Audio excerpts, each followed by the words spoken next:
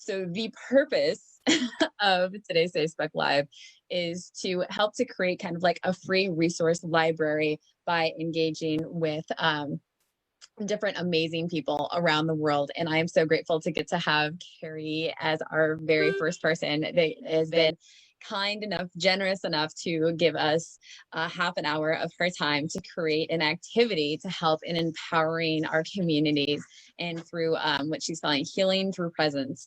And I am just so excited to get to be spending some more time with her because, as we all know, of course, Kerri is pretty epic and amazing and has so much knowledge to share with all of us. Such a gift to the world just for being in it. And yes, so thank you for sharing this time with us today, ladies and gentlemen, and to Kerri and to you, my friends. Oh, thank you so much. And thank you for your heart to just want to share. I think that's like, it's key right now is just share, be real. I think more than anything, people are thirsty for genuineness and honesty, so they don't have to like noodle, who am I supposed to believe now? Oh my gosh. What am I totally agree with you. Right? Because Thank you. it's within all of us to sense integrity, to sense truth, to sense authenticity, genuineness, true care. And so the more of us that will show up with that, I think it nourishes the collective field. Yeah. Right? On top of that, like so many different societal things have conditioned and programmed people to expect to be lied to always be on guard, who's trying to get what from me. Right. And it's like, okay, that's exhausting. Yeah, that's for and sure. They're done that. Nobody wants to deal with inauthenticity. Right? Yeah. It's like, okay, we pretty much mastered a predatory approach to life, but yeah, what if humans could exist without being predators? What if this whole paradigm of survival of the fittest and you've got to be the top predator, what if that never applied to us in the first place? Right? And we built this whole societal model on humans who have an intellect different than any other form of life, and having used that intellect to exploit and extract, and it's like, wow, guys, this is what we're talking about for sustainability, that exploitation and extraction, it's got a limited shelf life. We'll just put it that way, right? Yeah. So how do we show up different? How do we acknowledge that part of us that already exists that knows life differently, right? And to me, the how-to is about, there's all sorts of buzzwords. There's vulnerability, getting online live and clicking around and going, I don't know what I'm doing. This is totally not working right now. Yeah, that definitely. It's like priceless. But yeah, everybody can laugh at me. It's totally fine. I feel like we've all been there at some point with technology where we're just like, WTF? Like, I don't even begin to understand why this is right. And how cool it, like, do you know how many people just relax and go, oh, I'm not the only one. Right.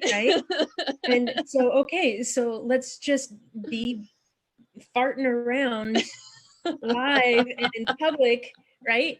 Because this is what it's like to be human when you don't have any answers, right? Right. The grace of failure.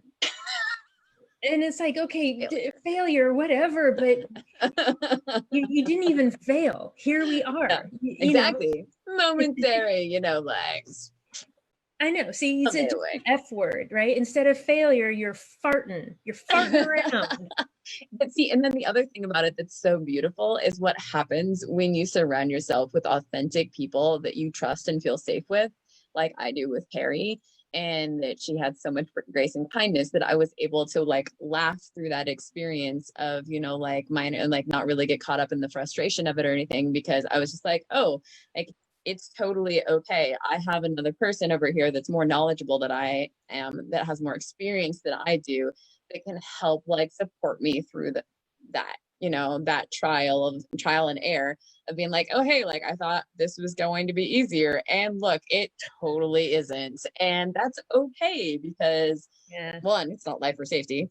And two, I have my great friend over here that I know is going to be able to help me and is being very kind in that whole process. And like, what a gift, and that's the importance of surrounding ourselves with a community of people that we can be transparent with, that we can like relax and just be like, I don't know. I don't know is a beautiful answer. It's actually like the foundation of creativity, isn't it? Right? Oh, it's the best. Bumbology. So George calls it bumbology, bumbling through things. I love it. I'm so glad George gets to be here with us today, watching our live. You don't even know. So, and then Liz Lane is here. Nice. Liz is in Wales. Oh, I love Wales. I'm so sad. Looks like I'm going Welsh. to be going to Wales this year in person. It'll be postponed till spring. But fear not, we'll do something online so we can all play together with my beautiful friends in Wales. And Gary Sinclair is here, and he's suggesting that you reorganize so you don't have the window behind you. Just make a note. No, thank you. I appreciate that. It's always good to have feedback. I have, this is in the space that I'm in, this is actually the best spot, but I do need to do more about this spot. So I thank you for the feedback for sure.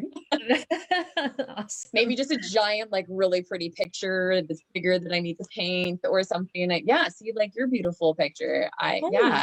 Ponies are fantastic. Yeah. So, okay. So I love that you talked about surrounding yourself with genuine and authentic people, because our little topic, which is actually a universally big topic, is healing with presence, right? Yeah. And so I'll share sort of the history of what that is in my world. So growing up a really sensitive kid with no guidance and really sort of the opposite of support, I had my connection with the animals that helped always remind me what I feel like, right? Help remind me of the experience of my own presence in my body. Yeah. Right? I didn't have that vocabulary for decades until decades later. Right? Oh yeah. No, I get it. So, and Liz says you both look perfect to me, and she loves both of our ponies in the background. So thank you. Yes, this is Legend. Legend has been to several states with me, traveling around the US to teach. That's awesome. The little kids love Legend. Awesome. So growing up with no vocabulary and very adept, energetic vocabulary, but no linear words, for my awareness, I just apparently started studying on all the feels that exist among life. And what I found is, and this is similar for a lot of empathic people and a lot of really sensitive people, what I found is that when I walked into a place and everybody was crunchy and emotional and as humans can be, what I would do is watch the feels around me, and then I would adjust my presence in such a way that it would soften, if not dissolve, that feeling of conflict. So a lot of empathic people would say, that's what happens naturally, like everybody wants the empathic person around, everybody wants that special person around, because when they show up, everything feels better. And that's really what happens is I would show up, and I wasn't always consciously aware of it. Sometimes I was, and I would work very deliberately, right? And and other times I would just show up, and it would occur to me that people are unhappy here. Let's change that. And I would just adjust my presence, and my presence alone would change things in the room to the degree that people would comment on it, and I was too shy at the time people, you know, would say nice things to me, and I'd be like, no, no, no, no, don't look at me, don't notice me, no, no, no, no. And so then it was in my early 30s, and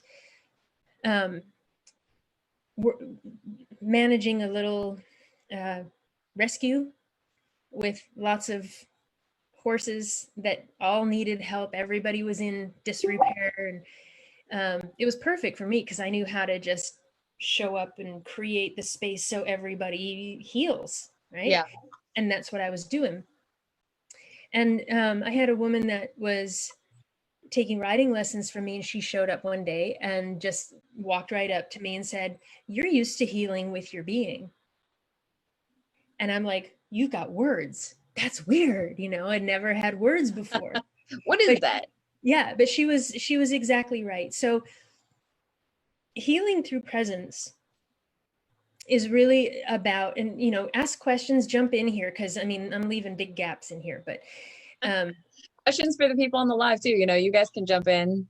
yeah, I don't see any new comments, but anyway, healing with your presence, there's something profoundly simple about it, but it's also universally complex. And whether you're on the simple end of the spectrum or the complex end of the spectrum, the magic sauce is to not judge what you sense,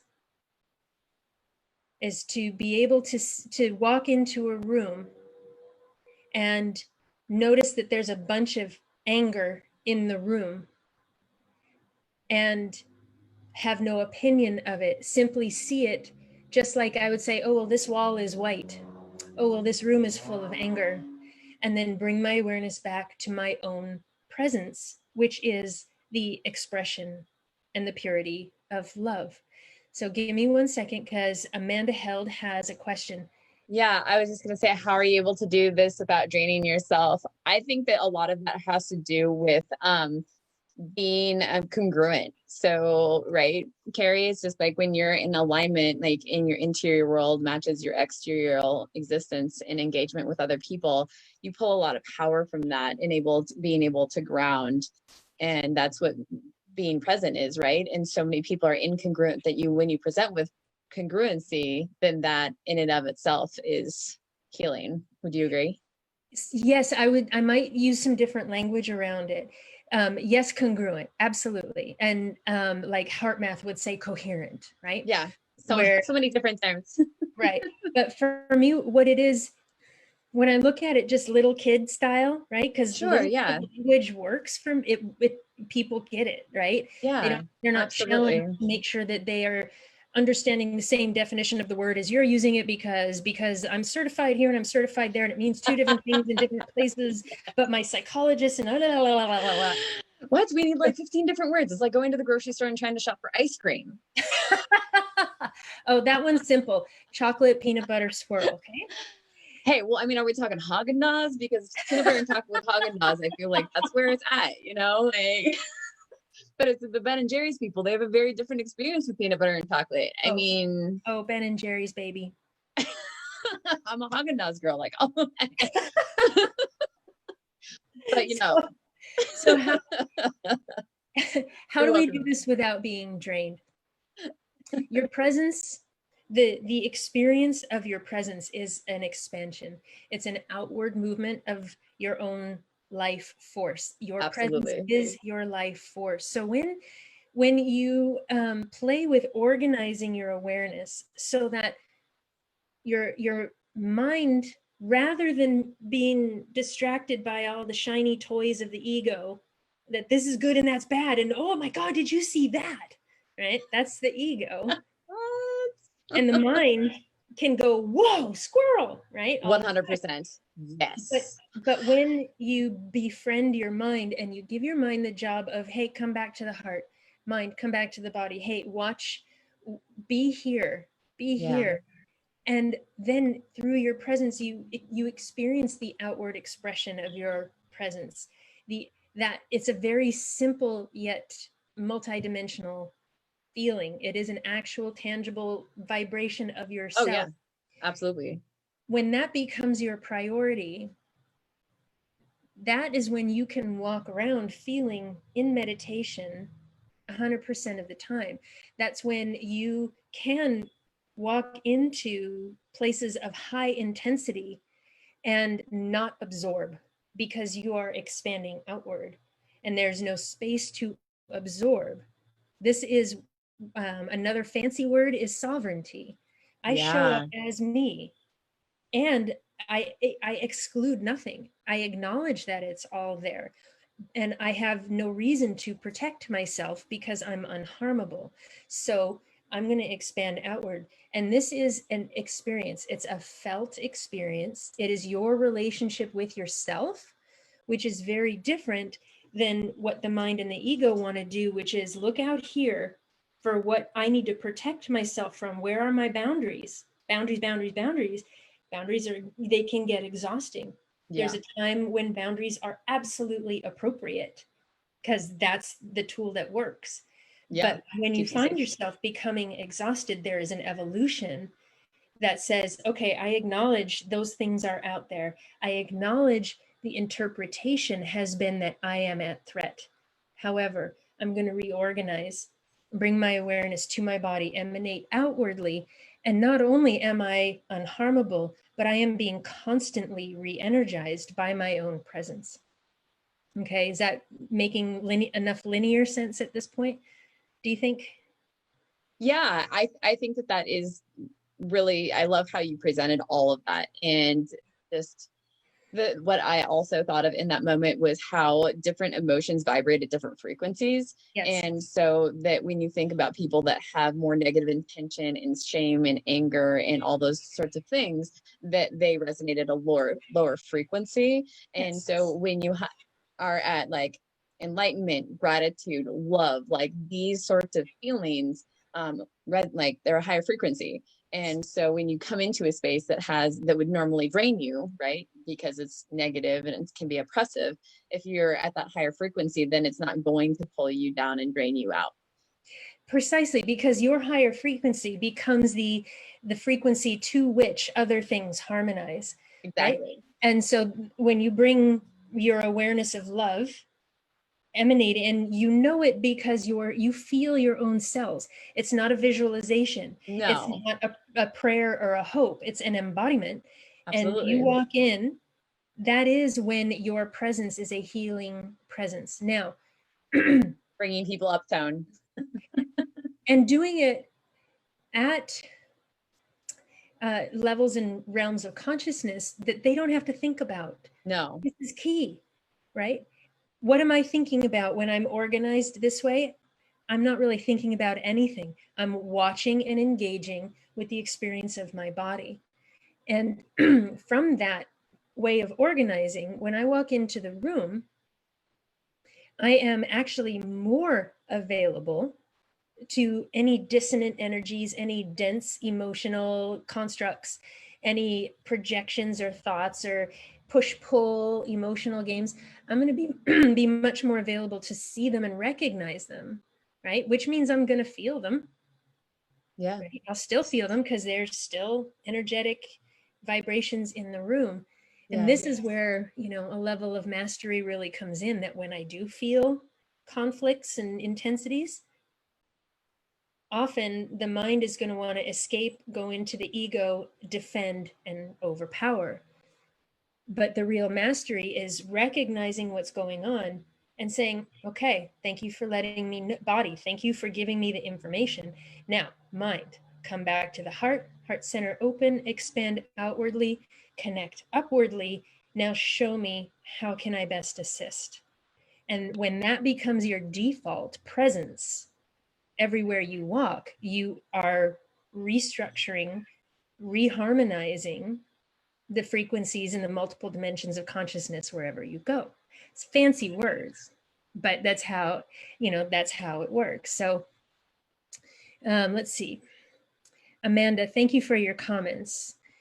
And George says, not an egotistical put down. I don't know what you're talking about. Can you, George, type in a little bit more about that, please?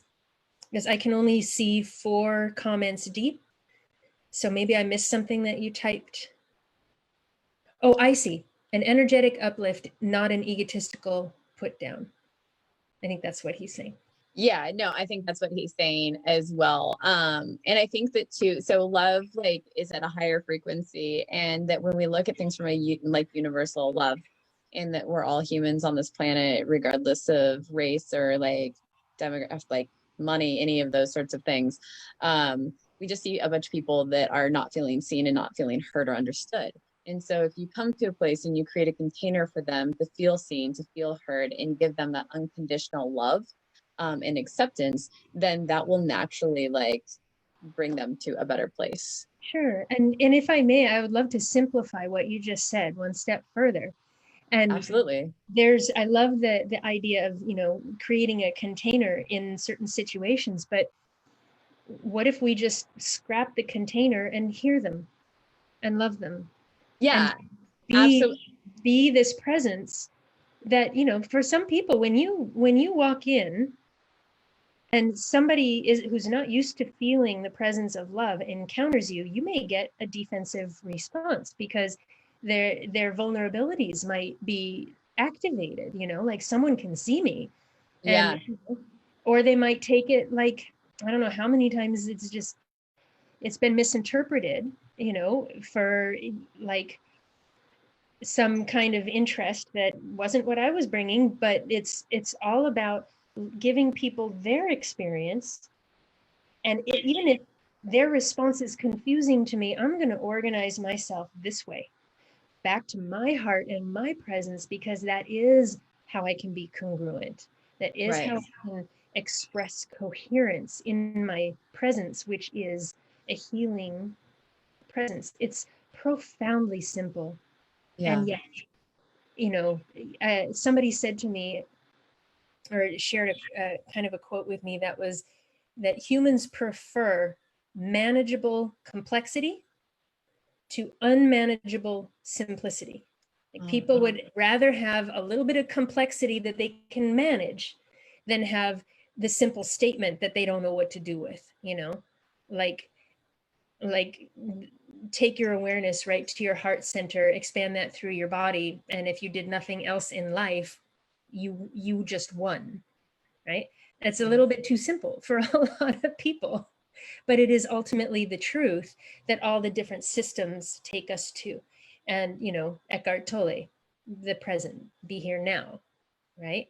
The power of now. It's all pointing us in the same direction. And the real dance is learning my relationship with that experience. Yeah. Moment Absolutely. to moment to moment to moment. Amanda has a question for us. Do you use the Hawkins scale of emotions? Never heard of it. I haven't either. I mean, I might have run across it in studies over the years, in schoolings, but I don't remember it right off the top of my head.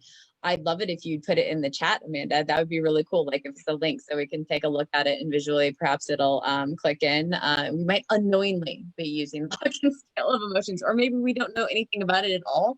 And we'll have the beautiful opportunity to learn something new, which is always fabulous. Well, absolutely. And this is what I learn more about all the time is the Hawkins scale, different scales, different systems, right? The consciousness that people pulled from to create the scale is common. Thank you, Amanda. Right? And so let's recognize that as creative, intuitive humans, there is a collective information and consciousness that we all have access to. And so if I, as an individual, say, I really want to create something that helps people, it's going to come. It's going to start filtering into my awareness in a way where I can write it down. You know, the three tools that I've created are mind, watch the body, breaking energy, and expansion. Profoundly simple tools of experience and sensory awareness. But that's how they showed up for me, as I was demanding, give me a way to help people. And that's how it showed up for me, based on my cognition, my experience, my gifts, my talents, and my what makes me laugh, what's fun for me. Yeah. Right. And when you let yourself be loved to the degree that the universe will bring you things that you can share, like, I'll take 2, sign me up for that, because it's fun and we get to have fun. It Oh, doesn't all have to absolutely. be, oh, humanity, you suck, so I'm going to fix you.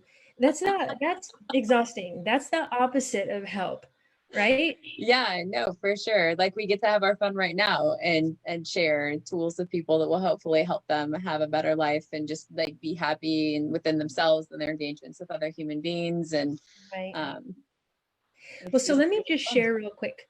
The simplicity of mind watch the body. I've already been Yes. sharing it a little bit. Okay. Share it in more depth, but simplicity. Deep and simple.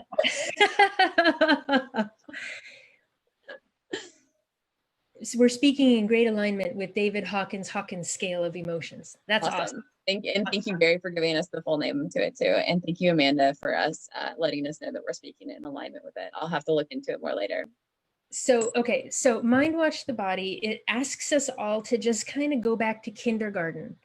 And in kindergarten, in a sense of like, it's okay to learn something new. It's okay to not know. It's okay to just show up and go, wow.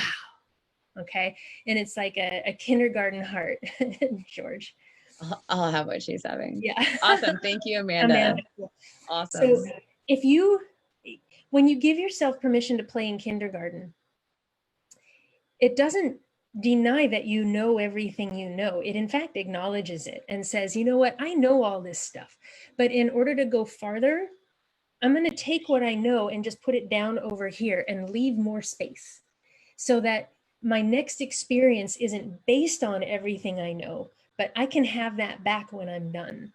Okay, this is kindergarten logic. It's the kindergarten heart that says, okay, so let yourself just play with that. Welcome that kindergarten feeling into your heart and let your mind know, buddy, thank you. Thank you for everything. You do know a lot. But right now, we're going to play with something different just for fun, just because we can. Okay, this is kindergarten heart. But that simplicity of kindergarten, that innocence, that openness, that's closer to our true nature.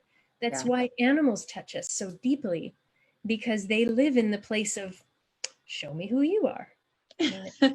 Yeah. So give yourself the permission here to just know everything you know and put it down for a moment, promising yourself you can have it all back. Nobody's taking it away. Okay. Yeah.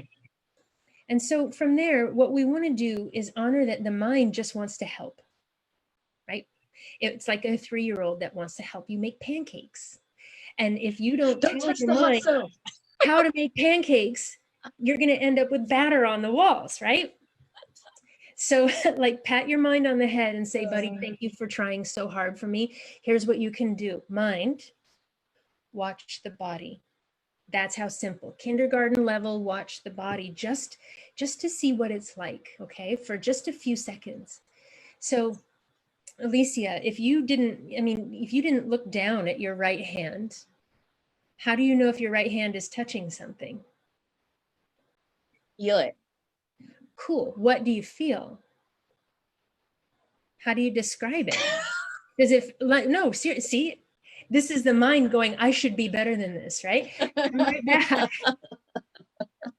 Like, who's trying to trick me? What's really okay, I'm ready. I'm ready. I'm ready for the exercise. So, but let's mind, you're doing great. You're doing a great job, mind. Good job with your hands. Thank you. There you go. Good job. Pat your mind on the head and then say, hey, go to the sensation of it. Mind. How do you describe it? Does it feel like wood? Does it feel like ice? What does it feel like? My hand is cold and my face is warm. Awesome. Temperature, super duper. So now, does it feel like sandpaper? No, it's soft. But my face is a little bit sticky because I put lotion on it. Perfect. I love it. So this is perfect. Mind, that simple information, that's the foundation of everything. The body will always communicate through sensation. So let's just start getting a little more comfortable with the simplicity of sensation. Now, I'm going to jump ahead for a second for all the minds that really want to know where this is headed, because they're all very smart, right? Yeah. What Mind Watch the Body does is it kind of fills in the foundational gaps of where we were expected to go way too fast as a little kid and believe what we were told rather than organize from our own experience. So Mind Watch the Body is like, it's like a retrofit for the foundation of intuitive sense. Okay. And Gary says mindfulness. Yeah, sure, absolutely. But mindfulness is like that, it's a category of experiences, right? So what we want to do is orient the mind to the simplicity of sensory information, because once the mind is comfortable moving at the speed of sensation, that's when you can start to listen, decode, and interact with multiple dimensions of frequency and never feel threatened, because you are available for what's actually going on. So, okay, so again, take your mind right to where your hand is. And if you don't look at your hand, how do you know if it's touching something? Or maybe, yeah, let's just go with the right hand. So, how do you know, right? Whether it's that, or even with your right hand on your face, now, if you don't look down, how do you know if your left hand is touching something? Different. And so No, what? I know it's touching something because there's pressure. Perfect. So now, yes, this is mindfulness, but let's scrap the terminology for a moment and go to the experience, okay? Take your awareness to the simplicity of pressure. Okay. And for 10 seconds, let the pressure be the priority of your awareness.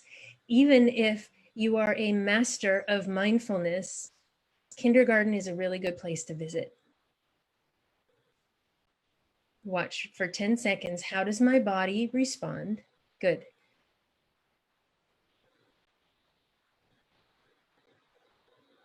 So what do you notice, Elysia? It feels calmer. Beautiful. So now take your awareness to the sensation of calmer and say, body, show me that information. Show me more about calmer. And mind, watch the body. We're not interpreting or engaging. And just let the sensation happen for another 4 seconds.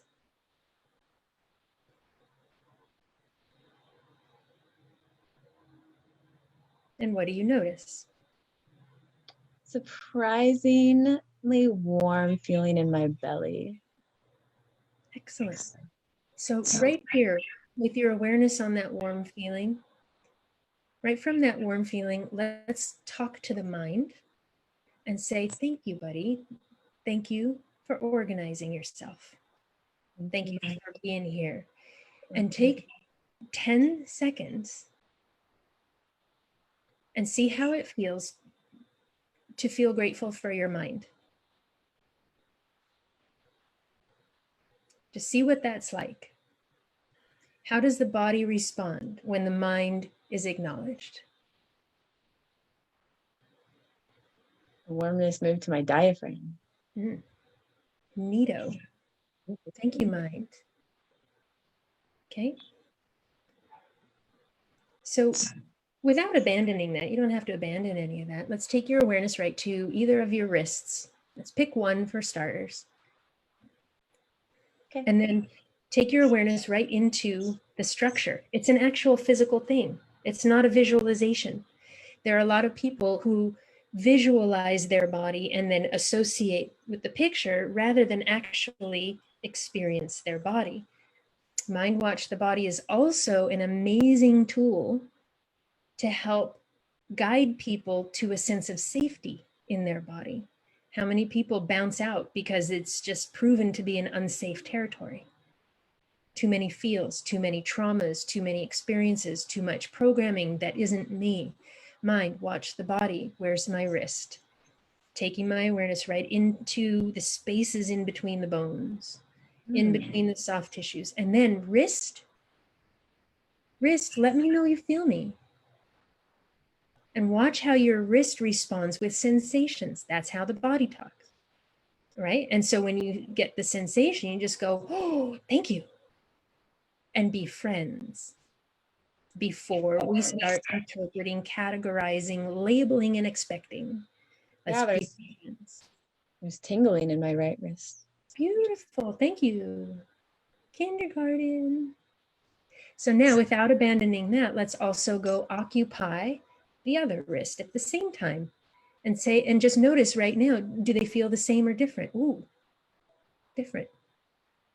So I wonder if I can occupy, yeah, good. Occupy both my wrists.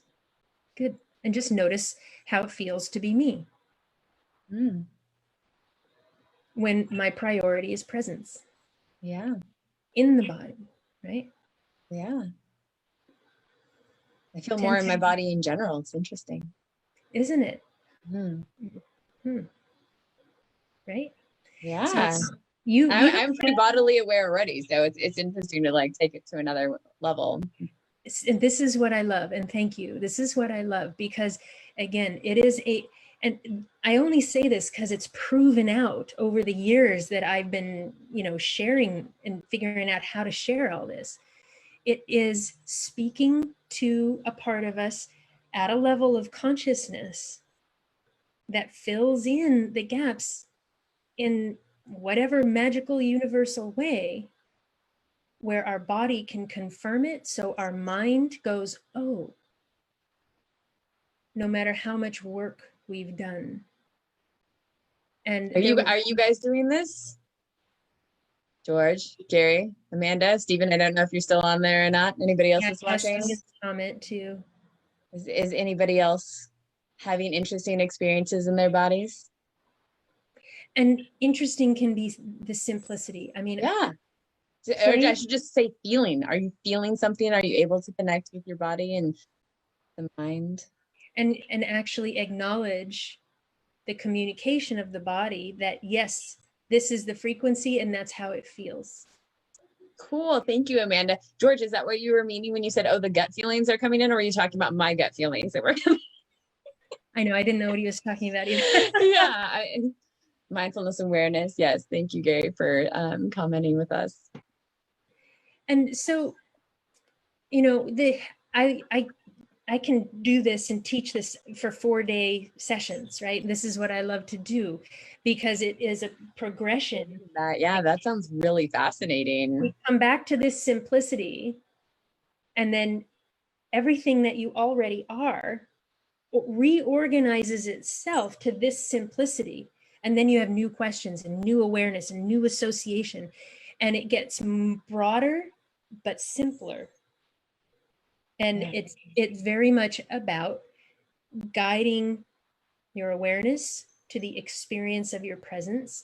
And from there, your creativity just shows up, because your mind is no longer focused on the assessment, the evaluation, the labeling, the analysis. Your mind goes, yeah, I can always go there if I need to. That information's not going anywhere. This is where all the goodness actually is. So let's be friends. Let's form that friendship in a really simple way without all the fancy terms, because your body doesn't care about the terminology. Yeah. Right? Your body's just going, here it is. This is what it feels like. Right?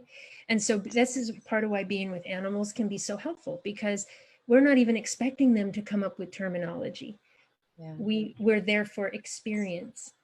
And the presence, the multidimensional presence of another being speaks more than the linearity of language, but it really helps for me to be available to that information, right? Yeah. So absolutely. There's obviously more and more and more, but playing. We've got some on the chat. Amanda looks like she is absolutely feeling into my shoulder. This is so valuable. Thank you. Thank you so much for sharing that, Amanda. I really appreciate that. Yes, thank you. And then we've got George. Mine take the elevator to the basement, and the root and the foundation. Thank you so much for sharing and partaking in this experience with us, George. Yeah. Thank you, everybody. It's so much fun to share, and it's common. You know, to me, Awesome, Kerri. the other part of it is what we're playing with here is the dimensions and aspects that are common to all of us. And so Yes. when I organize myself to prioritize what is common among us, we can start to meet each other in a harmony with that never denies uniquenesses. But this is where we do feel heard and seen and not alone. So when I can show up in that kind of spaciousness, I create a space where others can actually experience themselves. It's not about you experiencing me, it's about you experiencing yourself. And how can I be an instrument for that? That's really Absolutely. about. Yes. Gary, thank you so much.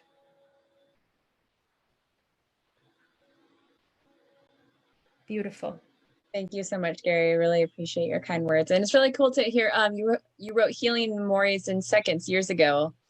I'll write on here and talking. I'd love for you to share more about that. And if you have any resources that you've written that other people could access, that's also great. Always happy to promote people that are helping to empower people and giving more tools. Hello, Sheila. So happy to see you here. Hug your ponies for me. Yay, ponies. Yeah, ponies. That's where I'm headed next. I'm going to go play with ponies when we're all done here. Oh, that's fantastic. Yeah, I'm looking forward to getting to hang out with my girls hopefully later today too. We're going to play on the hill. Just do some running around on the hill.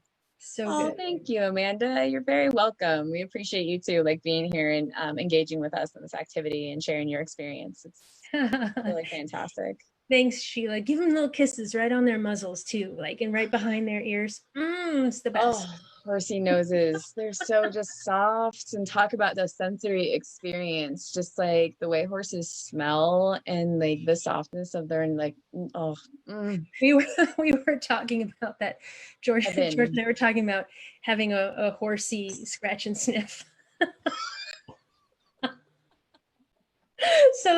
So you could always get the pony smell and just go, oh my God. Yeah, it's just how much fun would that be? Calms people right down. Just the scent of horses in the barn, and like the hay, the fresh bales when they come in. It's oh God, it is heaven. The best. Heaven. Like hay season is like a lot of work, and you get hay in all sorts of uncomfortable places. Man, it is just like the feeling of getting to do like hard manual labor and just like how you just like exhaust your body. But there's so many wonderful sensory experiences you get out of that, and you get to work through so much and get to be so present, and just the wonderful scent of the hay and Yes. And so what I'll leave us with here, because otherwise we're going to be going on for 4 days because we can. Forever and ever and ever. We'll have more later. Don't worry, folks. I would just encourage people, Stephen, erase the preconditioning and realign with thyself. Sounds pretty simple to me, right? Thank you, Stephen. And that is what we're doing, right? But we don't need the fancy, it's the experience that, like, how does it feel to do that? What does it feel like to be me as those conditionings are erased and rewritten? And so I'm like, speaking to what Stephen is bringing forward, when you become more adept with this level of simplicity, then you start using this simplicity to address the most complex things, like neural patterns that no longer serve. You can use this kind of organization of your awareness to just go in and change things. You can erase programming. You can change your cellular expression. You change the DNA expression. But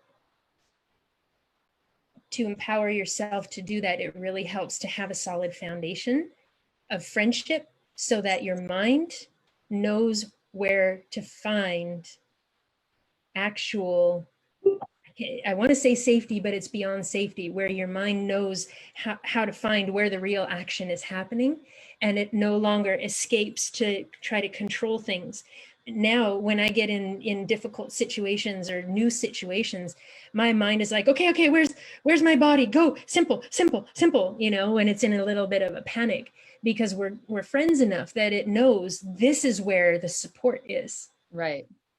And it's for you to experience, right? Like, I can talk about it, I can share my presence, I can bring my presence for you to experience you. But the real gold is your willingness to befriend all of your aspects and let the experience happen, knowing you can't fall. When you play with this stuff, there is no place to fall. All there is show me more. Show me what that's like. Show me what that's like.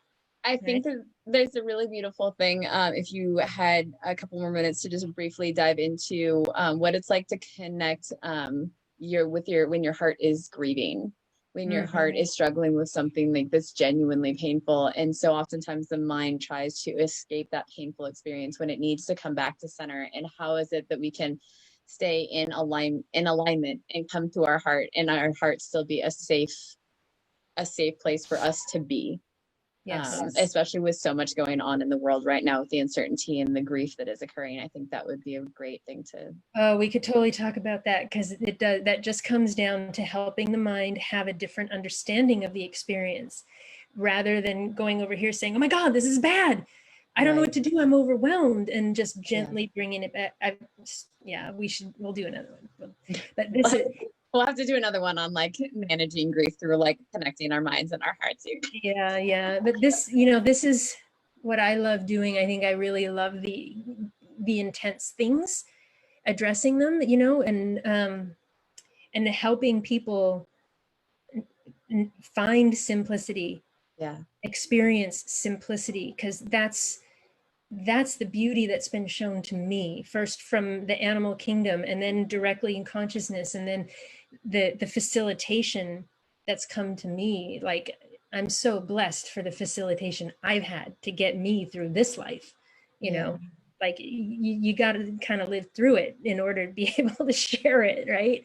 And I just feel so blessed to have this stuff to share. So if anybody does want to play more or dive in more or receive the guidance, then please contact me.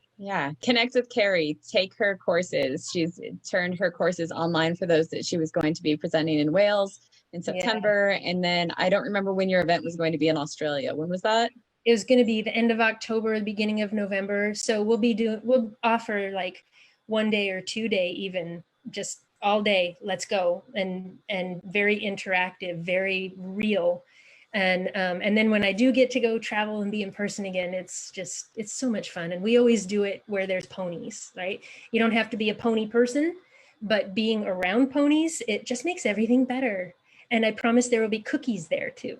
Because cookies are amazing. And then you're also doing work with George Bronis, who is on our live, and you guys have your Patreon page where people can connect and they can read your book chapter by chapter and be able to connect with the one-on-one stuff with both of you guys in the Mustangs, right? And the Mustangs, yes. And that's, man, don't get me started, right? it's a totally different presence for people.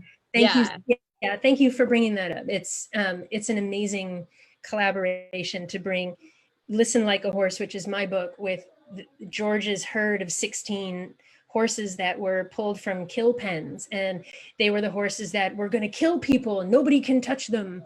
And then they go to George's house and everybody is just a squish ball.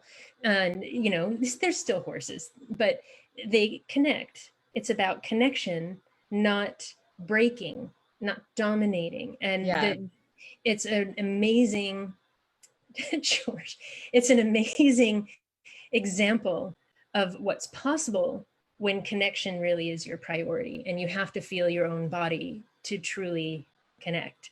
So it's an experience. We're hoping at some point to be able to offer that experience to people in person as well.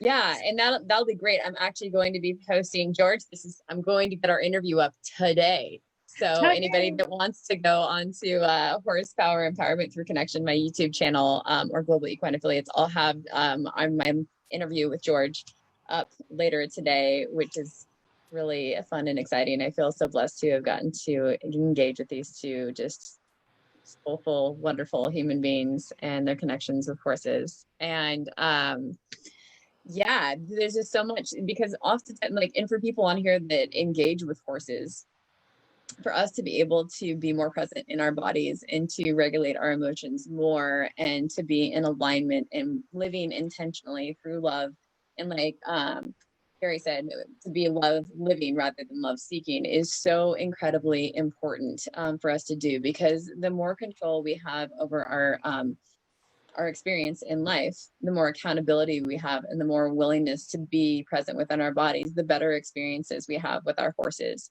Because then they're not only having to like be within their own body, they can be both in themselves and to honor us, instead of them being like, well, what's that person doing and how do I have to balance myself to like be in alignment with them, and then we're not giving them as many like mixed messages because we're conflicted within ourselves and struggling with that, and then they get a clear communication from us, and then they can do, they can have a better experience. They're not so confused, because we don't want to confuse our horses. No, of course not. We ultimately we want to connect with our horses. And the other thing we'll share too and is for people who work professionally, like whether they're equine assisted professionals or equine assisted psychotherapy or education or learning and all the different facets that now exist, when you organize yourself in this way and then you put yourself in the presence of your horses and your clients, you make your presence the priority, you have a profoundly different experience that because you are bringing a harmonic space, you can still apply your tools, you can still apply your facilitation and your programs, but it happens from a different place. It happens from a more integrated consciousness, because you're including yourself in a different way. And you're acknowledging that your presence is actually basically the leading note in that interaction. You're also, you are more self-nourishing, real time. There's all the burnout and the what is it? Compassion fatigue and all of that. Compassion fatigue in our field. Yeah, absolutely. And so you organize yourself differently, and you start to actually get to see how often we give ourselves away, how often we're out here scanning and we're calling it compassion rather than being in our body and sharing our presence, right? So it's an evolution in what mindfulness is. It's an evolution of presencing and leading with presence. So. Which is fantastic. I think that the horses also have less compassion fatigue when you're in that space. It's a lot of energy to move. And that's why our bodies get tired too. It's moving Absolutely. A lot of energy. But there's a difference between becoming drained because I'm working mentally to try to balance everything. It's very different than the body becoming fatigued because there is so much consciousness moving through. You still need rest. You still need to be fed well, right? You still need what you need, but it's a totally different experience of fatigue, and it's a totally different experience of who you are on the other side of your fatigue. Yeah. Presence is this constant evolution. If I'm using my mind to analyze and judge, and not judge as a bad thing, but judge as saying, this is bad, I have to fix it, right? Working from the mind and the ego, then you become fatigued, and then you get up the next day and you do it again the same way because you're trying to get your attention. Yeah. Come from presence, and you acknowledge your existence in the harmony of all of life, and that becomes your priority. Then maybe you become fatigued, and then you rest, but during your rest you're evolving and you're upgrading, and you show up and you say, you know what, I'm going to do this. How can I do what I do and relax at the same time? What is that like? Or you have another level of awareness. Your awareness expands, because that's what consciousness does. That's what light does. Light expands, right? Yeah, I'll have that. absolutely. Yeah, I'll take two. Right. Elysia, thank you so much for the opportunity and the playtime and the beautiful interaction and everything. But yeah, Thank thank you you so everybody much. for being here. Yes, thank you everybody for watching and for engaging on the chat. I really appreciate all of you for that. And Kerri, so much for the generosity of your time. I know we went over and you were just being so kind about it. So thank you for that additional piece. Oh, good. It's so much fun. It is a lot of So fun. much fun. So I'll look forward to the next time and any way that I can be of assistance along the way. Thank you. I appreciate that, my friend. Enjoy your time with your ponies. Yay, ponies! All right, sweetness. Thanks again. You're very welcome. All right. Bye.